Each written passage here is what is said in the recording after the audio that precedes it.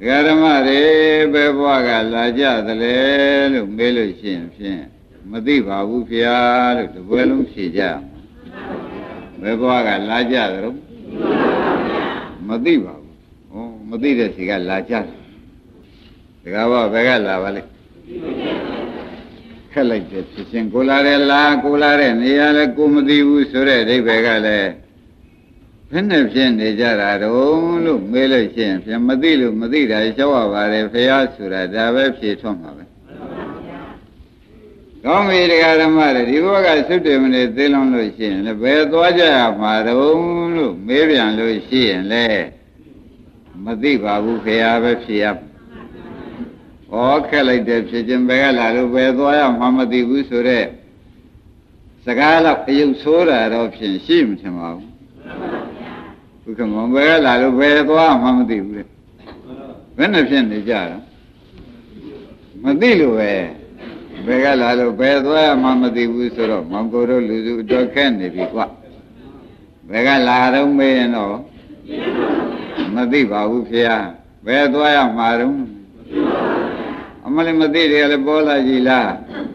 We come on, but Madiri, Mobile Navy. Daddy water and Lalo Solution, no, don't go at Madia, Labi Madia, Jituan, Yara, West, Ready, Version, Lembi, the Gala, Nero there. Edo the Garamaro. The car, when you have a Sam Million, the Madi, the Mabra Malare, the Gande Malekumarido, what you would tolerate, she and let it about. They are my Garamari, Madibula, Melushin, Benefician. They are Marala Adida. Oh, they are Marala Adida. Adida, the check out a Leshi Dave. Begala Manamadi, Vedua Manamadi. They are Madi Elasuro. Vivare, Feasura, Dida Gala Mandave. And Adia, they are Mesura Dinija, no? Even the Yadole. Madira did check a sheet, and Dida take a Madira did check a Gawado Mangoro, come on the sheet, did. They are my Chengala, DJ, Lalo, Miriano. Oh, that being the Garamada, Chena Madira, they are Mada, Dida, so I shandy. That being the Garamada, Piam Meva, Begala Jadro. Where's Wajamada? They are Mara Diela. A chain of the Jaila. Garamari, Dilo, Camara Jadu, my friend. Kabirigala, Niraga, and Begala Manamadi. Where they should eliminate the Lune, Kaja, where's why of Manamadi? They are Mara Lacanaya, Tia. They are my Chingala, Jilepian, or Madivian, Bude. Davian Garamaru, Tilo Lujadu. Where are the Madida of that? There's why I'm a so that we will look at a Lomas in Yard. Where's why I'm a so that we look at it. Loyan, yeah, there is so. And the nearly the land, the nipple home she there to a gong there, so that they will, yeah, they, no? I got a little jolly. The Garamaro, well, lower Marum with a Kajaro. Lara Madilushin, Dwaya Divo, look very good, to the look time. Dwaya Divo, look very good, Bavale. Look time, Melo, Surevsa, Garamaru, Aloyan, Kobe, Yijivare, Sura Matai somehow. They don't make Sura Salo, Gangaman, with Greenway, Tumba, Baba, Tinyare, Sura. Say that to Juero Jaro. Say that to Juero Jarek, Hajaro Shin, the Garamara, Duro, the Garas, and go. Hang on there. We wasn't having your mapping yard, local low like that way. We got depends on that. Mew, something that they got. Say that to you, everything they don't have. Below does say, open it without that, so that I many galas and Dila Pism there. Sit down that thing. Down that and Pism, like Mare. That's a many galas. Said you remain. You are. Said you remain, you are Suro. Say that to you, again. Why, don't be a nation of your life. Don't be to said you remain. မင်းစည်းစိမ်ဒီလေအကယ်ရအောင်ယူရင်ရပါတယ်တံပိထွေရလက်တံဖြစ်တဲ့စကြဝဠာမင်းစည်းစိမ်ဒီလေအနိစ္စအနိစ္စပဲတံပိထိုစကြဝဠာမင်းစည်းစိမ်ဒီလေဒုက္ခဒုက္ခပဲလို့သံယုပါဠိတော်များလာထားတော့တံပိထိုစကြဝဠာမင်းစည်းစိမ်ဒီလေအနတ္တအနတ္တပဲဘာဟာယတန်ထိုတရားကိုဘာဟာယပယ်ခမိတ်သန်းသွားမယ်ဆိုတော့ဒါရင်ငါပယ်သွားမယ်လို့ဆိုတော့သူသေမကိစ္စလာပြောနေကြတာဒါတွေပယ်ပြီးကျုပ်သွားမယ်လို့ပြောတော့သူသေရမှသိတယ်သွားရမယ်ကိစ္စသူသိဒကာဓမ္မတို့ဘာသိပါလဲဩဒါဖြင့်ဘုန်းကြီးတို့ဒကာဓမ္မတွေလည်းဟောဒီနီးရှိတာပဲလို့သိချက်မှာအောက်မေ့ကြရမယ်နီးရှိတယ်နော်နီးရှိတယ်တဲ့ခொနကမေးလိုက်တော့ဒကာဓမ္မတွေဘက်ကလာကြသရုံးဆိုတော့ဘယ်နဲ့လဲမသိပါဘူးခင်ဗျာတဲ့ဒီဘဝသုတေမလေးသေးလုံးလို့ရှိရင်ဘယ်သွားမှာတုံးလို့မေးပြန်တော့လေအဲ့ဒါဒကာဓမ္မတို့သိတဲ့နေလုံးမထားလို့မသိပါဘူးခင်ဗျာလို့ဆိုတဲ့အဓိပ္ပာယ်ရဘာလုံးမထားလို့ပါလိမ့်သိတဲ့နေလုံးမထားတဲ့တွေ့တဲ့ဒကာဓမ္မတွေမသိပါဘူးခင်ဗျာတွေသာများနေတော့ဟောသိရမှာတော့သိရချိန်လေးလည်းမသိကြသေးသွားရမယ်လမ်းခေးကိုလည်းမသိသေးဟာသိအောင်လုပ်တဲ့နေ့ကျွတ်တို့လှုပ်ထားဖို့အရေးဟာကျွတ်တို့အရေးပဲဆိုတာဒကာဝါတို့မောင်ကိုတို့ဖြောင်းမောင်တို့ဒကာသစ်တို့ကိုမှတ်ကြမှာဒါဖြင့်ဒီဥစ္စာသိရမှာသိရလားလို့မေးတော့ဒကာဓမ္မတွေကဘယ်နဲ့ဖြေတယ်သိပြီဒီကာလဒကာဓမ္မတို့ဘယ်သွားရမှာတုံးဆိုတော့မသိဘူးလို့ဒကာဓမ္မတွေကတရားတော်လုံးပဲသုံးလိုက်ပါတယ်အဲ့ဒါသိအောင်လုပ်လို့ရှိရင်လည်းသိပါတယ်ရှင်းမလားသိအောင်လုပ်တဲ့ပုဂ္ဂိုလ်များသေကံဤကြတော့ဟိုဓမ္မဝရမှာလာတဲ့ဥပဒကကြီးတွေများထောက်ကြည့်တဲ့အခါကျတော့ဒုတိယနာပြေကယထာကလာဆိုင်နေတယ်အာဝိန္ဒာကလာဆိုင်နေတယ်ယထာတွေလာဆိုင်နေတယ်ယထာတွေကကျုပ်ယထာလိုက်ပါသူယထာလိုက်ပါနဲ့သေကံဤများဥက္ကမမခေါ်ကြဘူးလားဗျဟေးရကြပါအောင်ရကြပါအောင်လို့အောက်ကနေမအော်ရဘူးလားအဲ့ဒီအော်ရတဲ့နေရာဌာနသာသမီတွေကတော့မှအထင်လွဲလို့အဖေကြောင်ကြရမ်းမပြောပါနဲ့လို့တောင်းမှန်ကြသေးတယ်ဟင်ဟာငါကြောင်ကြရမ်းပြောတာမဟုတ်ဘူးယထာတွေကသူယထာလိုက်ပါငါယထာလိုက်ပါဆိုတဲ့ဥစ္စာသူသွားရမယ်လမ်းသိနေတာကိုဗျာသူဒီသွားမယ်လမ်းလည်းသိတယ်ခொနကစိတ်ဓာတ်သူကြွယ်တော့ကြတယ်လေနိဗ္ဗာန်သွားရမယ်လမ်းဒီအနိစ္စတွေမလိုချင်ပါဘူးနိစ္စနိဗ္ဗာန်သာလိုချင်ပါတယ်နိစ္စနိဗ္ဗာန်စီသာသွားပါမယ်ဆိုတာလေသင်ရှားပြီးဒီကလာနေတော့ဩသူဒီဘယ်ကလာခဲ့တာတော့မသိ냐တော့လေဘယ်သွားရမယ်ဆိုတာတော့သိအောင်ဒကာဓမ္မတို့လှုပ်ထားဖို့သင့်ပါတယ်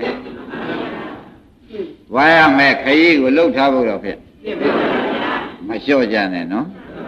ကိုလှုပ်ရင်ကိုရတာပဲကိုလှုပ်ရင်ဒါကြောင့်အဲ့တော့ဘုန်းကြီးက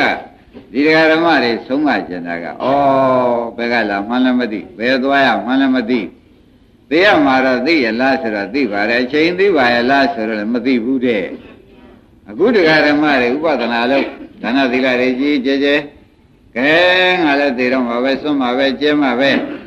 ဒါနသီလတွေလည်းလုပ်ရလိမ့်မယ်ဝိပဿနာမဉ္ဇဉ်ဆက်အောင်လည်းလုပ်ရလိမ့်မယ်လုပ်ရလိမ့်မယ်ဆိုတော့ဒါတွေကိုဒါနလည်းတွင်တွင်ကျယ်ကျယ်မလုပ်ဖြစ်သီလလည်းမြဲအောင်မလုပ်ဖြစ်ဥပဒနာလုံးကြည့်ကြပြန်တော့ချိန်ရွေးပြီးဒီကလာနေတာဒီတရားဓမ္မတို့သိရမှာကအချိန်သိကြရလားသိရမှာတော့သိတယ်နော်အချိန်ကြတော့ဟောဒါပြန်သိရမှာသိပြီအချိန်မသိတာနဲ့ဒါနလည်းရဲရဲမလုပ်သီလလည်းချောင်းပြောင်မစောက်ဥပဒနာလုပ်တွေကိုလည်းတွင်တွင်ကျယ်ကျယ်မလုပ်ဖဲနေတာတရားဓမ္မတွေကိုမှားမှုကြီးမှားပြစ်ကြီးကြီးတယ်လို့ဆိုကြပါလို့ဥက္ကမောင်ဘာပြည့်ကြီးပါလဲမှားပြည့်ကြီးကြီးတယ်သိရမှာတော့မသိဘူးလားသိသလားဘာအချိန်လေးကြပြန်တော့အချိန်ကလေးမသိတာနဲ့ဖြင့်စင်ကြီးလဲပြီးကာလသာယေသမီးစီးပွားရေးနဲ့ချိန်ကြီးကုန်ခံပြီးဒီကာလဒါနရဲရဲမစွန့်သီလမြန်မြန်ကြီးမဆောက်တည်နိုင်ပဲနဲ့သမထဥပဒနာတွေကိုဆိုတာကိုလည်းတရားဓမ္မတွေကရှောင်ဖယ်လုပ်နေတာဩဒီအချိန်ကလေးမသိတာနဲ့ဒကာဓမ္မတွေဒီကားလို့ရှင်ဖြင့်မိုက်နေတာပဲမလိမ္မာမှုတွေပိုနေတာပဲလို့ဆိုလို့ရှိရင်မလွဲပါဘူးမလွဲပါဘူးဒါကြောင့်ခမည်းတော်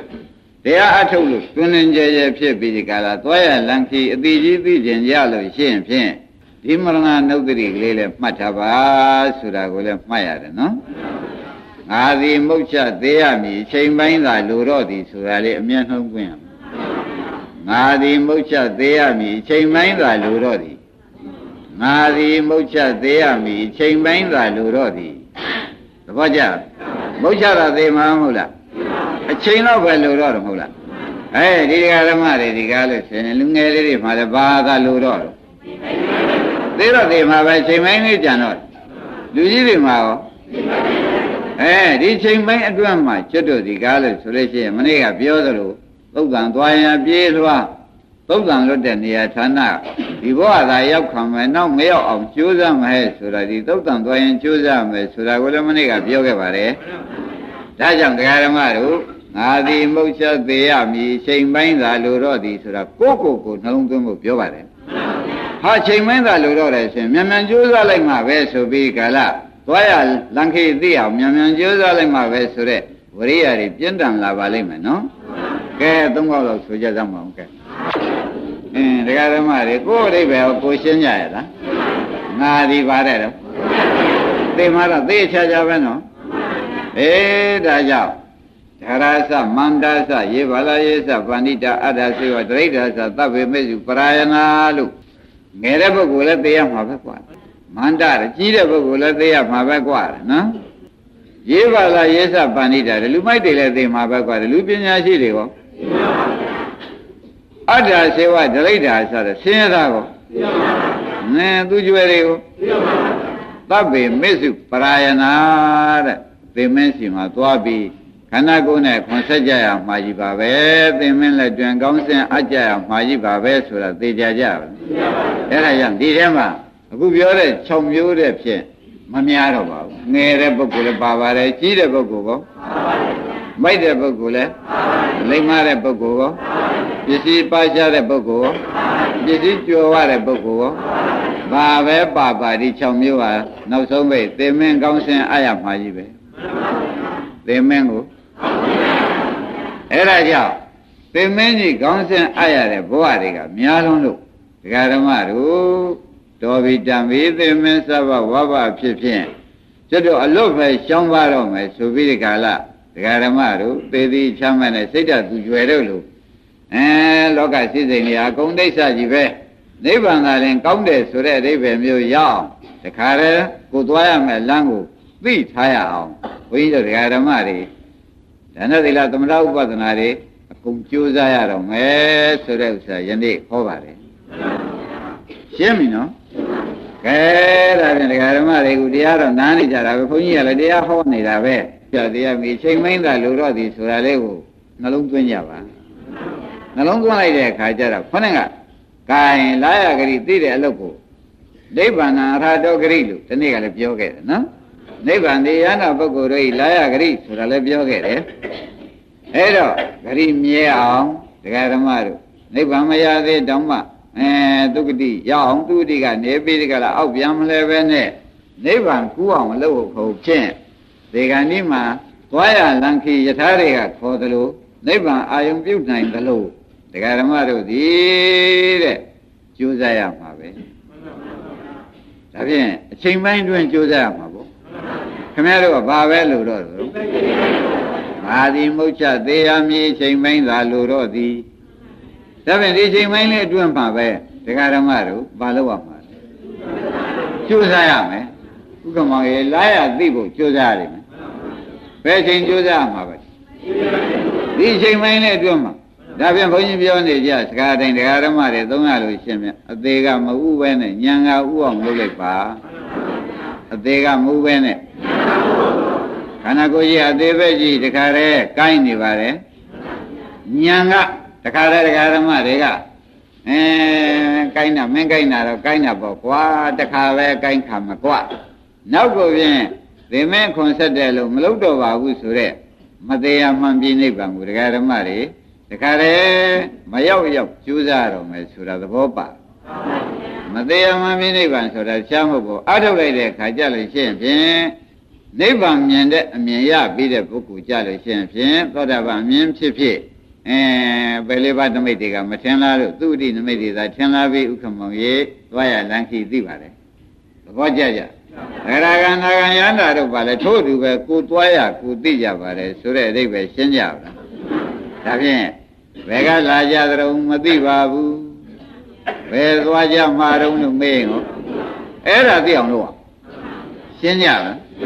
အဲ့ဒါကြောင့်တဲ့တရားဓမ္မတို့ခင်ဗျားတို့ဘုန်းကြီးတို့အားလုံးတရားနာကြတဲ့သံဃာတော်တွေရော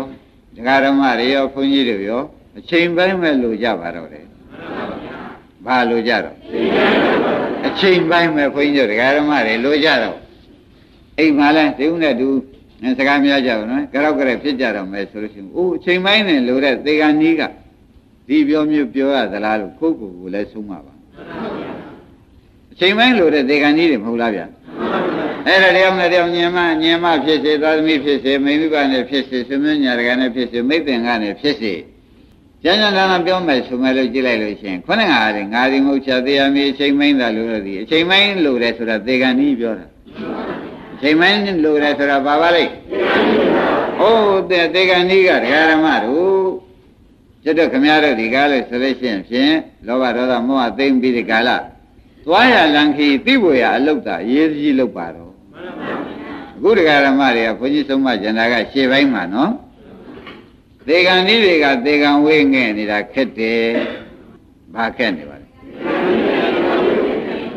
သေကံကြီးကသေကံဝေးငဲ့နေတာခက်တယ်ဥက္ကမောဘာခက်နေအသက်တိုင်းနေရလို့ရှိရင်ဥက္ကမောင်နဲ့သားနဲ့ဆိုလို့ရှိရင်ပြေဥက္ကမောင်ကသေကံကြီး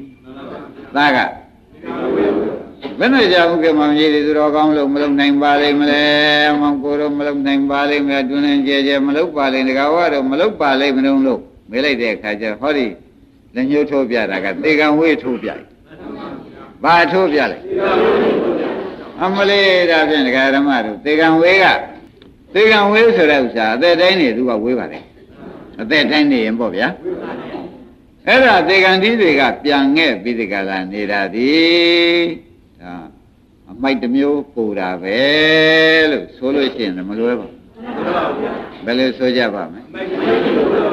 အမိုက်တစ်မျိုးပူနေတယ်လို့ဒကာဓမ္မတွေဆိုလိုက်လို့မနာပါနဲ့နော်ဘာကြောင့်လဲဆိုတော့ကိုကအသက်တိုင်းနေတော့သေကံကကြီးတယ်သေကံကကြီးသေကံကနီးတယ်ဆိုတော့ယုံမတန်တရားရှိကြလို့သေးလားသားငယ်သမီးငယ်မြင်းငယ်တွေကတော့အစဉ်တိုင်းသာကျွတ်တို့တိုင်းသာနေသွားရမယ်ဆိုရင်သူတို့ကသေကံဝေးပါသေးတယ်အခုတရားဓမ္မတွေသူကိုယ့်အလုံးမလုံးနိုင်တာသေကံနည်းတွေကကိုယ့်အလုံးမလုံးနိုင်တာသေကံဝေးငဲ့နေလို့ဥက္ကမောင်ဘယ်နဲ့ဆိုပါကြားလို့မကောင်းနိုင်ကြရှိကြရလားကိုကကိုမရှင်းရင်တော့မပြောတော့ဘူးပေါ့ဗျာရှင်းမယ်ဆိုလို့ရှိရင်ဟိုသေကံနည်းကသေကံဝေးတွေငဲ့နေလို့သေကံဤအလုပ်မလုပ်ဘူးအသေးလွတ်တဲ့အလုပ်ကိုမလုပ်ဘူးဟေးဆိုတဲ့ဥစ္စာဥဝါတို့မောင်ကိုတို့အတော်လွဲပါလားမလွဲဘူးလားဒါကြောင့်ဘုန်းကြီးကဥမာပြောရဘုန်းကြီးတို့ဒကာဓမ္မတွေဥမာပြောရ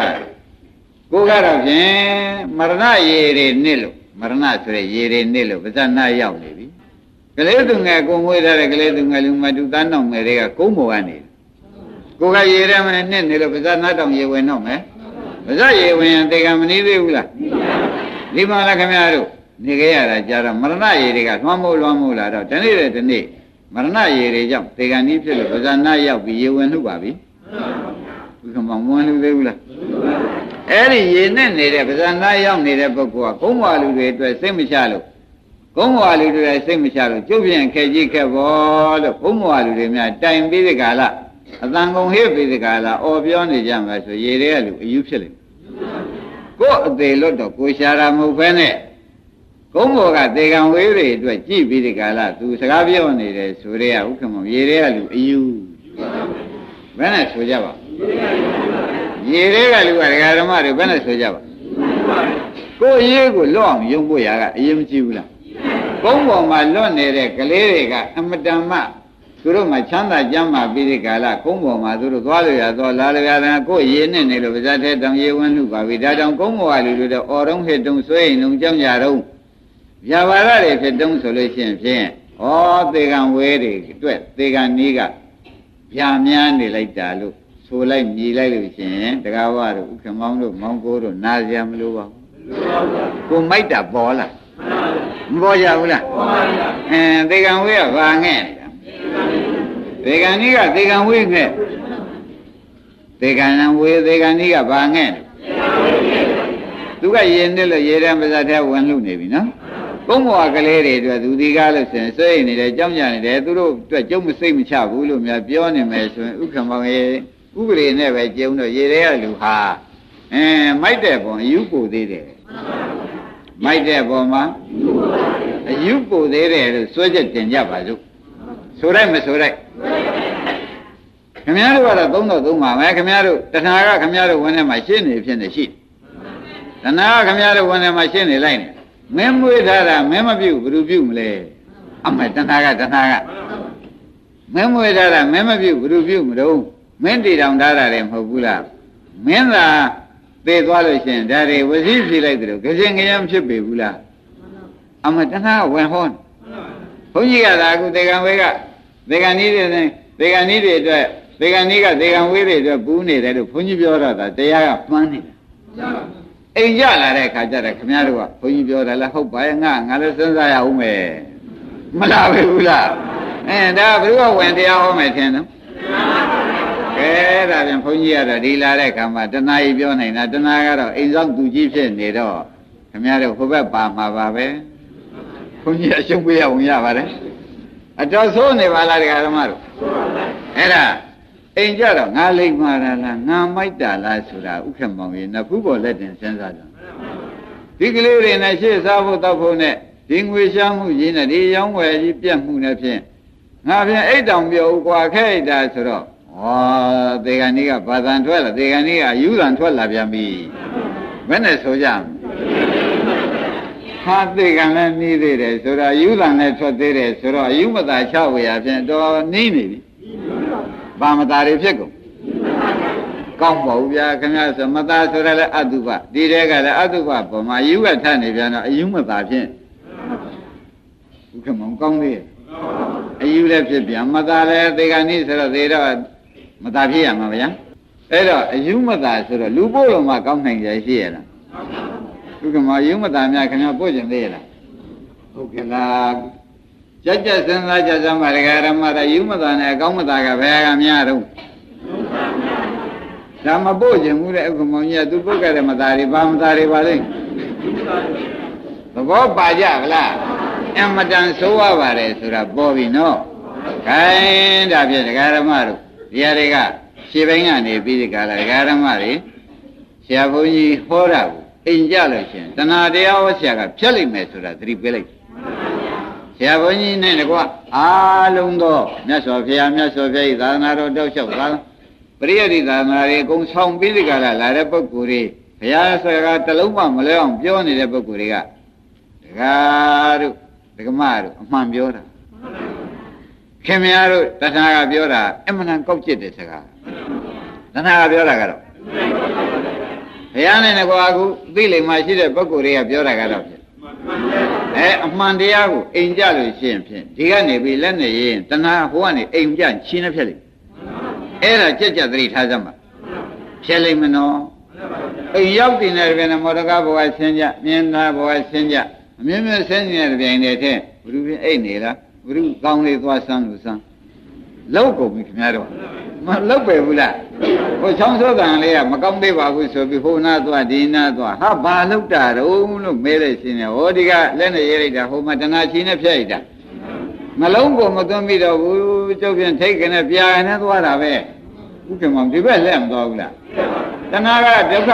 တဏှာဒီကားလို့ဆိုရင်ဒုက္ခသစ္စာပေးလိုက်